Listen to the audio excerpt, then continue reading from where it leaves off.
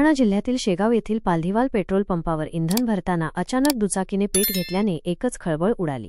सुदैवाची बाब म्हणजे या दुर्घटनेत कोणतीही जीवितहानी झाली नाही। सोशल मीडियावर व्हायरल झालेल्या या घटनेच्या व्हिडिओमध्ये स्पष्टपणे दिसत आहे की एक व्यक्ती आपल्या दुचाकीमध्ये इंधन भरण्यासाठी पेट्रोल पंपावर येतो। इंधन भरण्याची प्रक्रिया सुरू असतानाच दुचाकीस्वार पंपावरील कर्मचाऱ्याला इंधनाचे पैसे देतो। कर्मचारी सुट्टे पैसे देण्यासाठी आपल्या खिशात पाहतो आणि त्याच क्षणी दुचाकीने अचानक पेट घेतला।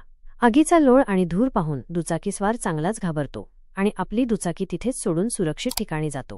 मात्र या गंभीर परिस्थितीत पेट्रोल पंपावरील कर्मचाऱ्याने दाखवलेल्या सतर्कतेमुळे मोठी दुर्घटना टळली। कर्मचाऱ्याने त्वरित अग्निशामक यंत्राचा वापर करत आगीवर नियंत्रण मिळवले।